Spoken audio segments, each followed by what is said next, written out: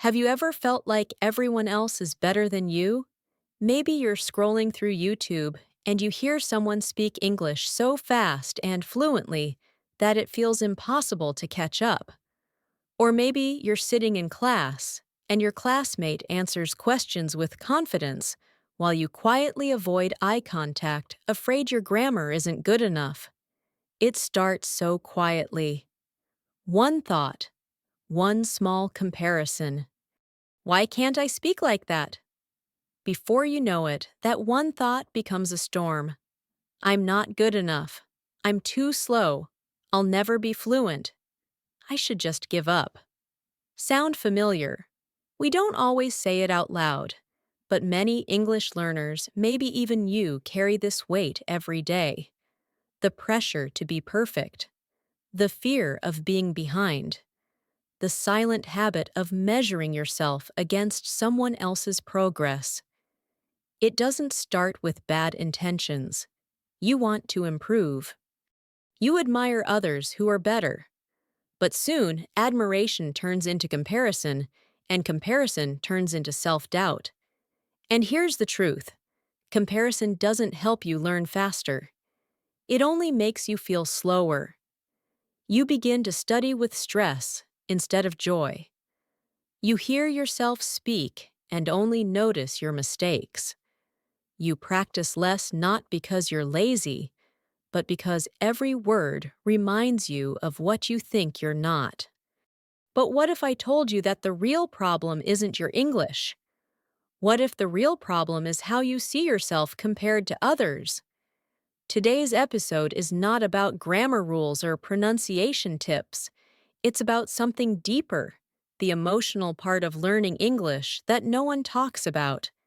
In this episode, we'll explore why we compare ourselves to others so often, how it hurts your confidence, motivation, and progress, and what you can do instead to build a healthy mindset and truly enjoy learning again. Because the truth is, your journey is not supposed to look like anyone else's. It's yours, and that makes it special. So take a deep breath. Let go of the pressure. This is your time, your voice, your story. Let's stop comparing and start learning together.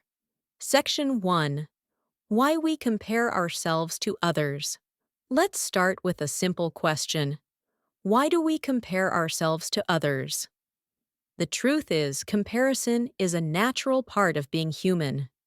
Since we were children, we've looked at others to understand ourselves. We compare to learn to fit in to grow. It's a part of how our brains work. It's not evil or wrong, it's just deeply human. But in the age of smartphones and social media, this natural instinct has turned into a daily habit, one that often hurts more than it helps. We are no longer comparing occasionally. We are comparing constantly. You wake up and check Instagram or TikTok. Someone is speaking English fluently in a short video. Someone else is traveling the world and using English with ease. You hear their perfect accent, see their confidence, and something in your chest feels small. Your thoughts begin to race. They're so good, I'll never be like that. Why is their pronunciation perfect and mine is still shaky? They started after me, but they're already speaking better. And that voice, the one that says, "You're not enough," begins to grow louder. But here's the thing. Do you really know their story? You're comparing your behind the scenes to their highlight reel. Maybe that person has been practicing every day for 5 years. Maybe they live in Canada or Australia and speak English at school or at work every single day. Maybe they've failed many times, but they don't show you that. You don't see the frustration, the anxiety, the doubt they felt when they first started. You only see their success. And when we only see success, we forget how success is built. Let me give you an example. Imagine two runners in a race. One of them has been training with a coach for years. The other just started running 6 months ago, all by themselves. Now they're running on the same track. Will they run at the same speed? Of course not. But that doesn't mean the beginner is a failure. It means they're at a different point in their journey. Now imagine this. You are the runner who just started. You get on the track, look at the other person speeding ahead, and decide to stop running. Why? Because you think I'll never catch up. That's what comparison does. It doesn't motivate. It paralyzes. And it doesn't just paralyze your feet. It paralyzes your mind. You start to believe that your progress doesn't matter. You stop seeing your growth. You forget how far you've come. Maybe just last month you couldn't introduce yourself in English, but now you can say your name, your age, your hobbies. That's amazing. That's real growth. But when you compare, you forget to celebrate it. You stop seeing your wins. Comparison whispers that you're behind. But behind who? Behind what? The idea that there is one correct timeline for learning a language is a myth. Everyone learns differently. Some people remember vocabulary faster. Others are better at pronunciation. Some people have more time. Others have more support. But none of that defines your worth or your potential. And it definitely doesn't define your future. Let me tell you about Lynn. Lynn is 34 years old and started learning English because she wanted to help her child with school. She had never studied English before. Her first class felt like a disaster she couldn't understand. The teacher couldn't speak a sentence. After her first lesson, she cried in the bathroom. But Lynn didn't give up. Every evening after cooking dinner and helping her child with homework, she studied for 20 minutes. She listened to podcasts, copied down sentences, and practiced speaking in front of a mirror. It was slow, it was quiet, but it was progress.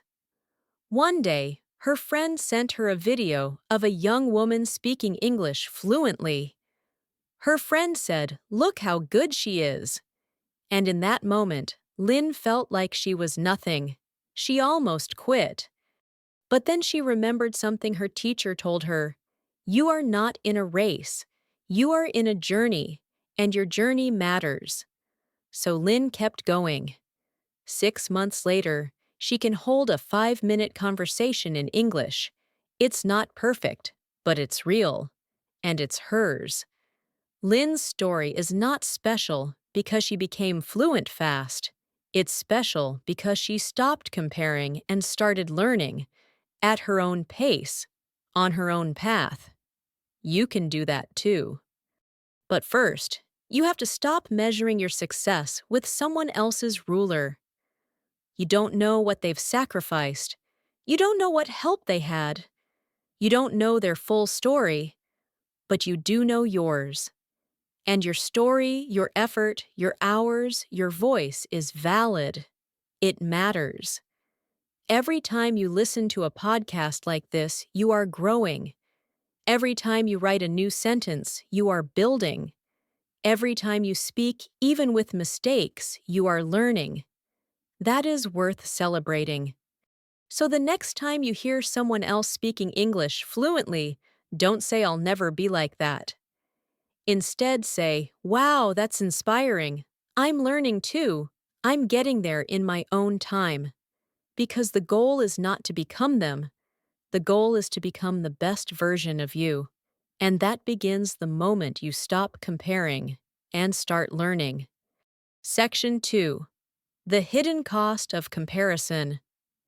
Now that we've uncovered why we compare ourselves to others, it's time to ask another important question. What happens when we do it too much? The answer isn't always visible at first. Comparison doesn't show up as a loud alarm. It arrives quietly in small whispers and slow shifts. But over time, those small thoughts can lead to something much deeper and much more dangerous self-doubt stress and emotional exhaustion. Let's begin with confidence. When you compare yourself to others constantly, your confidence begins to shrink. You start to believe that you are always behind. You tell yourself you're not talented, not fast enough, not smart enough. It's like looking into a mirror that only shows your flaws, never your strengths. And the worst part is, it's not true. But the more you compare, the more real those lies begin to feel. You stop seeing your small wins. You forget the progress you've made. And slowly, your motivation disappears. Think about this. Have you ever felt excited to learn, then saw someone else who was far ahead and suddenly felt like quitting?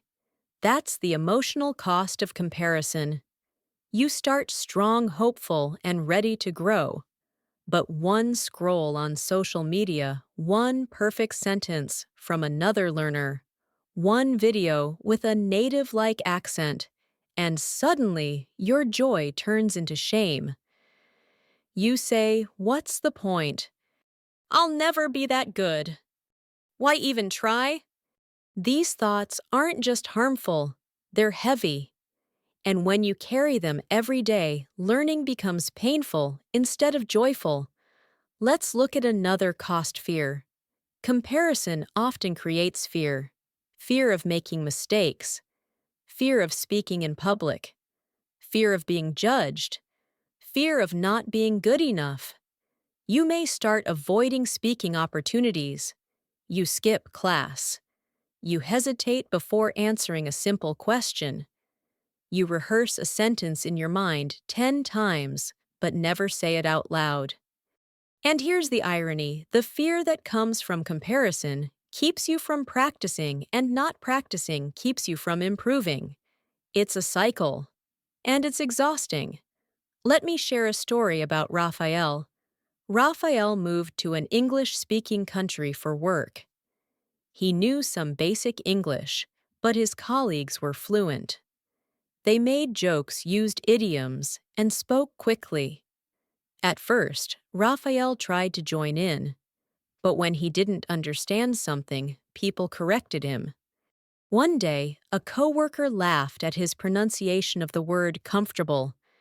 That night, Raphael didn't sleep.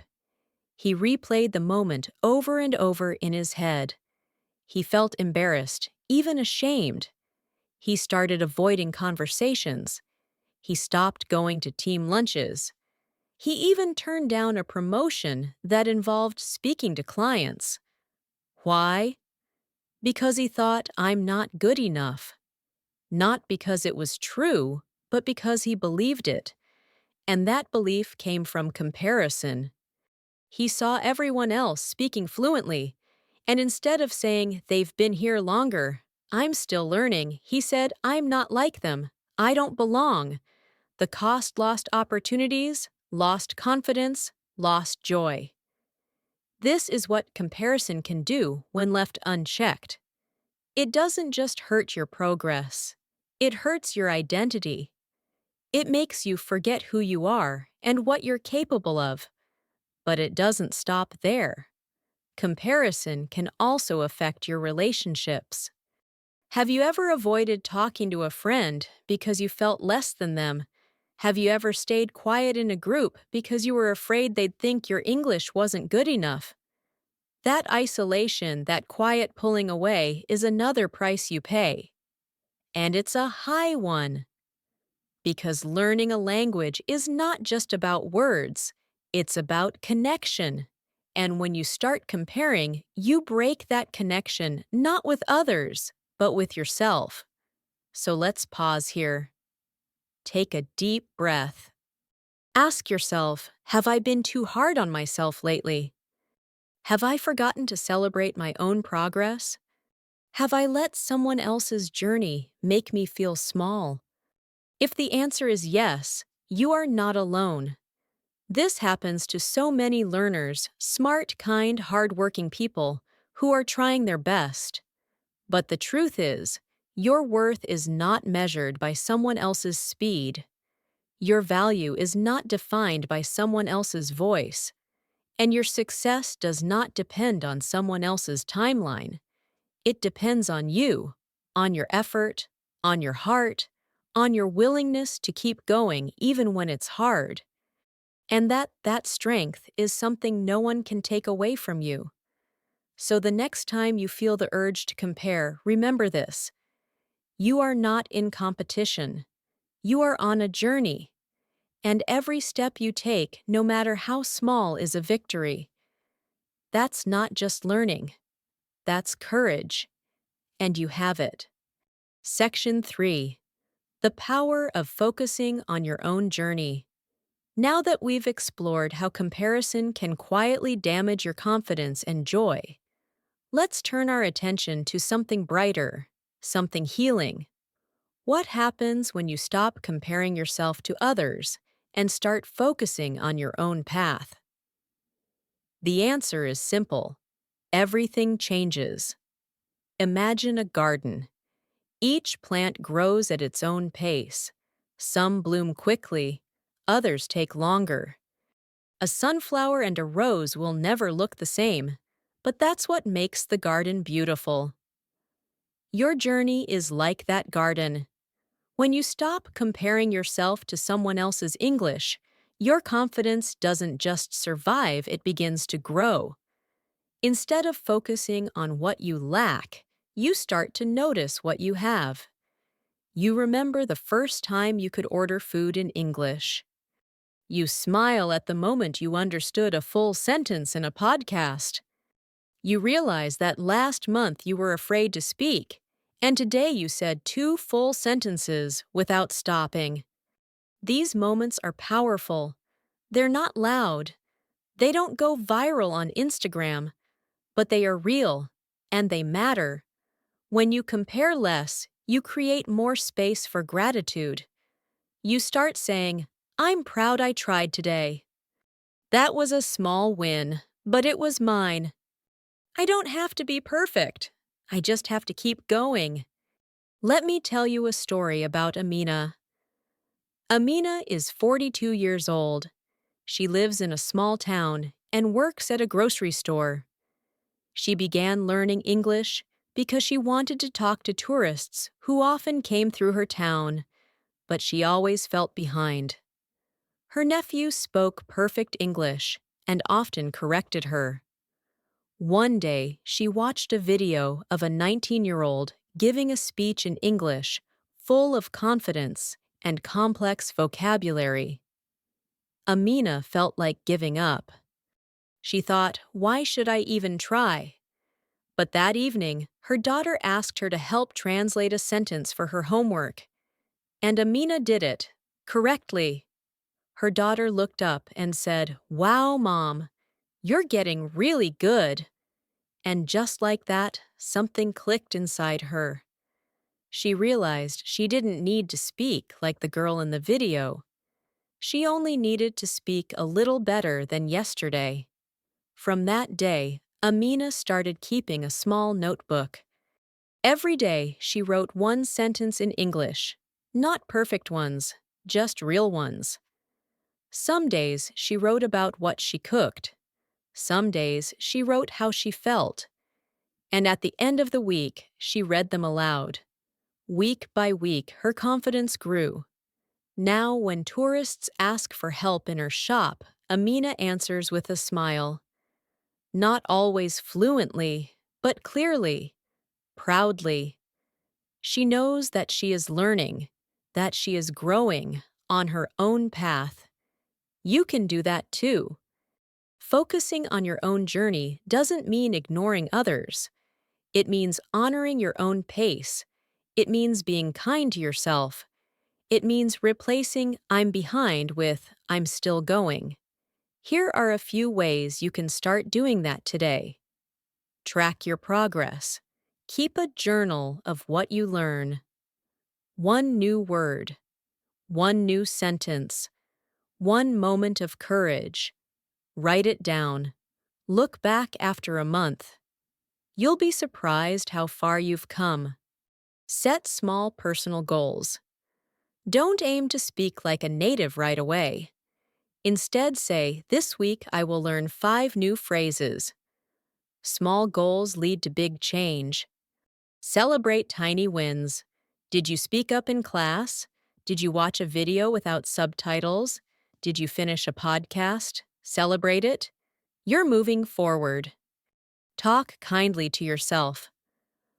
When you make mistakes, don't say I'm stupid. Say I'm learning. What you say to yourself matters more than you think. Surround yourself with support. Connect with people who cheer you on. That could be a friend, a teacher, or even a podcast like this. You don't have to walk this road alone. Because when you focus on your path, your speed, your effort, your joy, something amazing happens. You feel lighter. You feel stronger. You feel free. Free from pressure. Free from shame. Free from the need to be like anyone else. You become a learner who doesn't just chase perfection. You become a learner who grows with grace. So if you're tired of feeling less than, take your eyes off the crowd. Put them back on your path, your steps, your voice. Because your story is not behind. It's just beginning. And it's beautiful. Section 4, Turning Comparison into Inspiration. Now that you've begun to shift your focus back to your own path, you may be wondering, is there any good that can come from comparison? Believe it or not, the answer is yes, but only when we change how we look at it. Comparison doesn't always have to lead to sadness. It can lead to inspiration if we let it. You see, it's not the comparison itself that's harmful. It's the judgment we attach to it. When you look at someone speaking English fluently and think, they're better than me, that's judgment. It hurts. It pushes you down. But if you look at the same person and say, wow, they've worked hard, I want to get there one day too, that's inspiration. That lifts you up. It's the same action looking at someone else, but the feeling and outcome are completely different. Let's explore how to turn comparison into inspiration step by step. Step 1. Be curious, not critical. When you see someone doing well, pause. Instead of comparing your skills to theirs, be curious. What helped them get there? What can I learn from them? What habits do they have that I can try? Let me give you an example. There's a learner named Diego.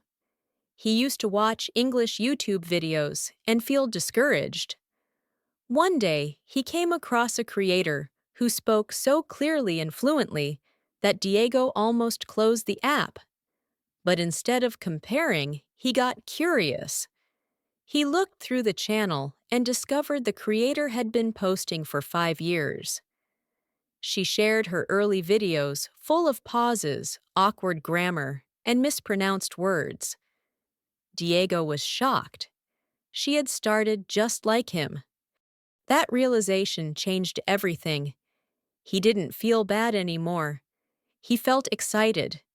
He subscribed to her channel, followed her study routines, and even started making his own short speaking clips. Slowly, comparison turned into learning and then into progress. That's the power of curiosity. Step 2. Learn from role models, not copy them. You can admire someone without needing to become them. Think of the people who inspire you as teachers, not competitors. Ask, what do I like about their English? How do they practice? What can I do that fits my life? You don't need to copy their exact journey. You only need to take what works for you. Maybe they spend 3 hours a day practicing, but you can only study for 20 minutes. That's okay. You're not behind, you're just different. Maybe they love reading books, but you prefer listening. That's your strength. The goal is not to copy. The goal is to learn what helps you move forward. Step 3. Turn envy into action. We all feel envy sometimes. It's that small sting in your chest when someone else gets what you want. But envy, when used the right way, can be fuel. When you feel that sting, don't push it away. Ask yourself, what am I really wanting? How can I take one small step toward it today? If you envy someone's vocabulary, learn 5 new words today. If you envy someone's confidence, practice speaking to yourself in the mirror. If you envy their fluency, watch their content and mimic their tone. Use envy as a signpost. It shows you what matters to you. Let it push you into motion, not into misery. Step 4. Celebrate others and yourself. Here's a surprising truth. When you celebrate others, it becomes easier to celebrate yourself. Instead of scrolling and saying, "I'll never be that good," try saying, "Wow, that's amazing." Good for them. I'm proud of what I've done too.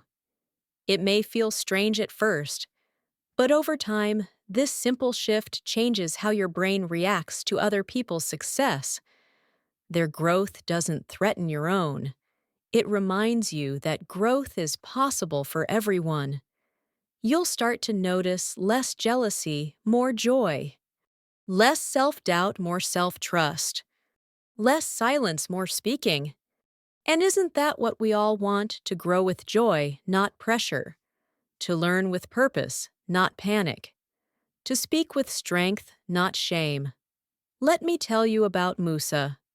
Musa joined an online English class where students from around the world practiced together. At first, he stayed quiet. Other students seemed so fluent. He compared himself and thought, "I'll never sound like them." But one day, he messaged one of the fluent speakers privately. He said, "You're so good at speaking. I wish I could be like that." The student replied, "Thank you, but you should have heard me 6 months ago. I couldn't say a full sentence. I practiced a little every day. You can too." That short message changed Musa's mindset. He began to admire others instead of fearing them. He started asking questions, practicing more, and even complimenting classmates.